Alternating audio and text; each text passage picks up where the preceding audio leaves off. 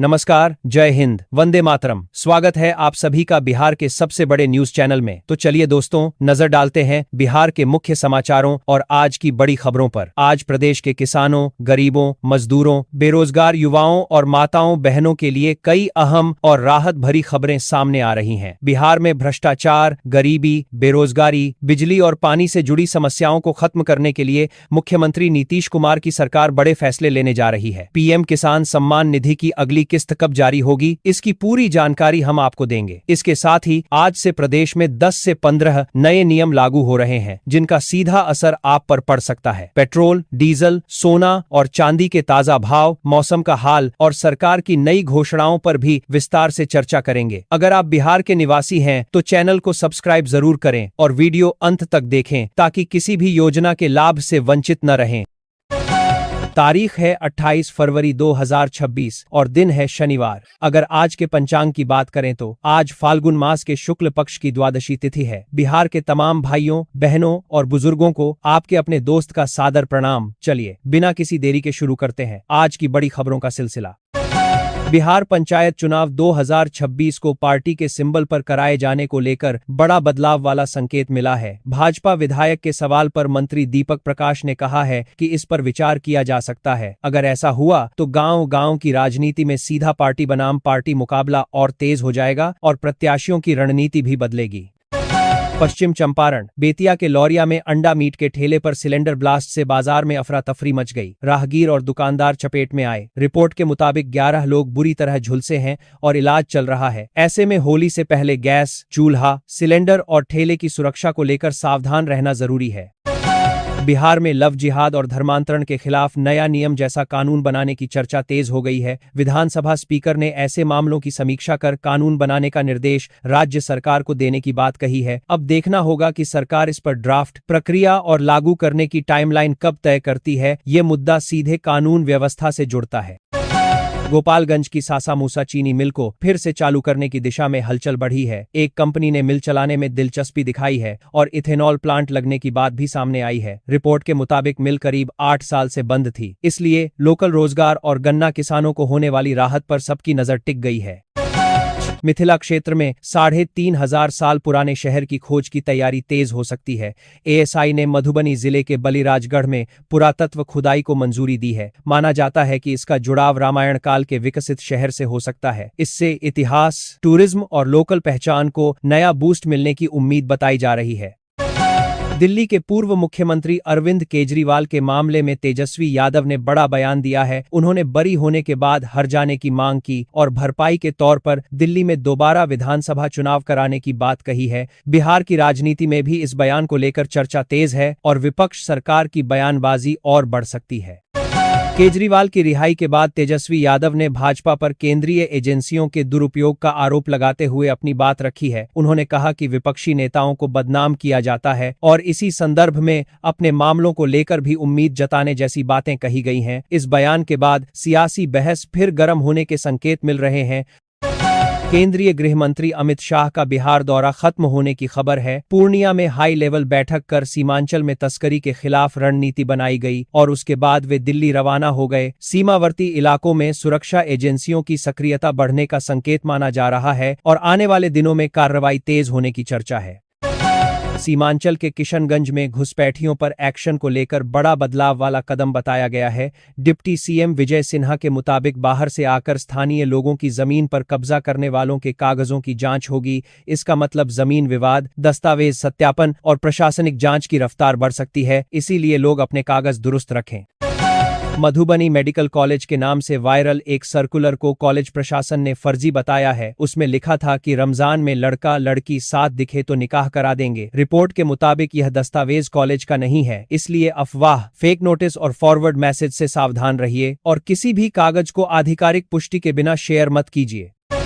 राजद के विधान पार्षद सुनील सिंह ने जदयू को लेकर सनसनीखेज आरोप लगाया है। उन्होंने कहा है कि मुख्यमंत्री को घेरे रहने वाले 3-4 लोगों के पास छोटे राज्य के बजट से अधिक संपत्ति है। इस आरोप ने सियासत में हलचल बढ़ा दी है। अब इस पर जदयू की प्रतिक्रिया, तथ्य और जवाबी आरोप भी सामने आ सकते हैं।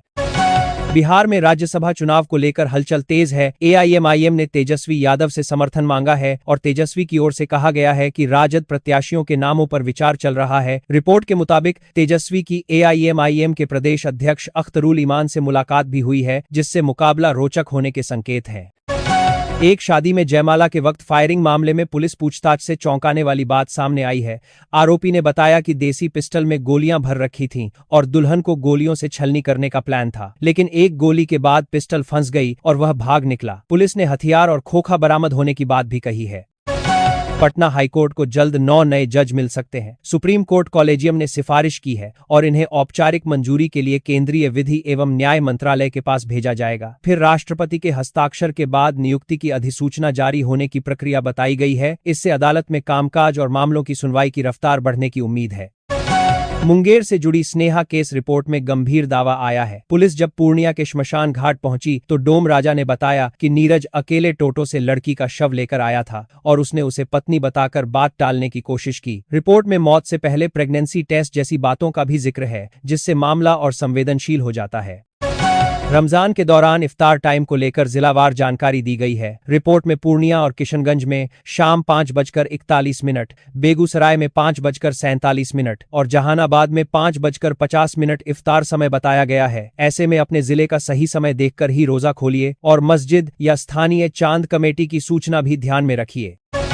घरेलू विवाद में हत्या की खबर ने लोगों को झकझोर दिया है। रिपोर्ट के मुताबिक जीजा ने पेंशन के पैसे नहीं दिए तो गुस्साए साले ने तवा से हमला कर मार डाला। घटना में खाने पीने के दौरान पैसे की मांग, फिर बहस और मारपीट का जिक्र है। यह खबर साफ संदेश देती है कि छोटे घरेलू झगड़े भी बड़ा हादसा बन सकते हैं, इसलिए समय रहते शांत समाधान जरूरी है।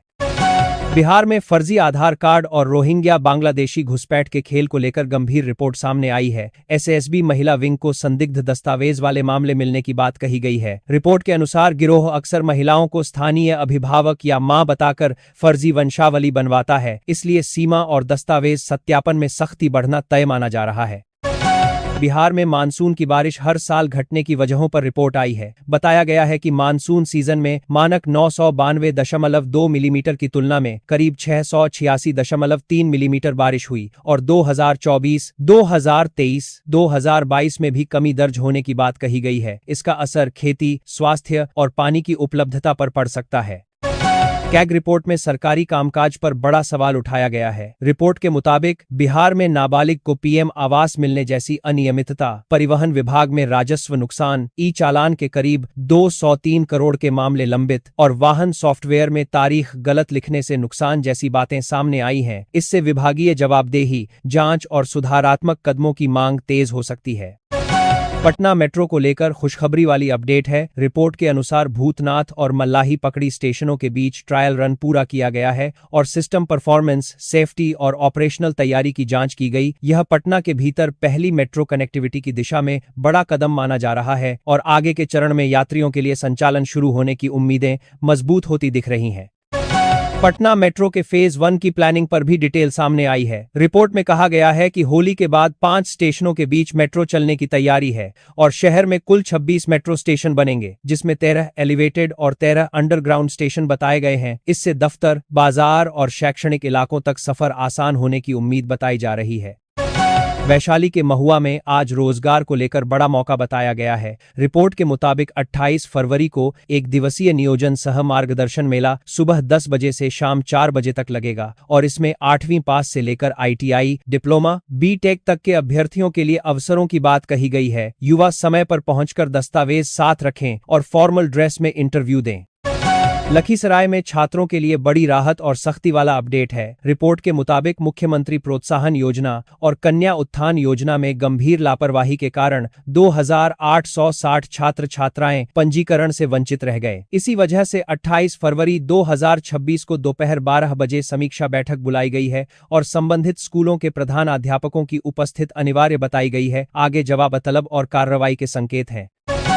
मुंगेर में जमीन सर्वे, दाखिल खारिज और परिमार्जन से जुड़ी परेशानी पर आज बड़ा कैंप होने जा रहा है। रिपोर्ट के मुताबिक 28 फरवरी को राजस्व प्रशासन आपके द्वार कार्यक्रम सुबह 10 से शाम 5 बजे तक चलेगा। इसे 2 पालियों में रखा गया है और कार्यक्रम की अध्यक्षता विभाग के प्रधान सचिव के अनिल करेंगे। कई बड़े अधिकारी मौके पर रहकर शिकायत सुनेंगे और समाधान की दिशा में कार्रवाई करेंगे। इसीलिए जिनका मामला अटका है वे फाइल लेकर जरूर जाएं। मेष, वृष और सिंह राशि वालों के लिए आज का दिन आर्थिक रूप से बहुत ही शानदार और तरक्की वाला रहने वाला है। वहीं मिथुन और तुला राशि के जातकों को आज अपनी सेहत और खान पान का विशेष ध्यान रखने की जरूरत है। बाकी सभी राशियों के लिए आज का दिन मिला जुला और सामान्य रहेगा। सुबह उठकर हनुमान चालीसा का पाठ जरूर करें। आपके सभी बिगड़े हुए काम आसानी से बन जाएंगे और पूरा दिन मंगलमय होगा। भाइयों और बहनों, आज का हमारा खास सवाल यह है कि आपके अपने जिले में जमीन सर्वे यानी लैंड सर्वे का काम अभी कैसा चल रहा है। क्या आपको वंशावली बनवाने या जमीन की रसीद कटवाने में किसी तरह की परेशानी का सामना करना पड़ रहा है? अपनी राय और सुझाव हमें कमेंट बॉक्स में जिले के नाम के साथ जरूर दें। वीडियो पसंद आया हो तो लाइक करें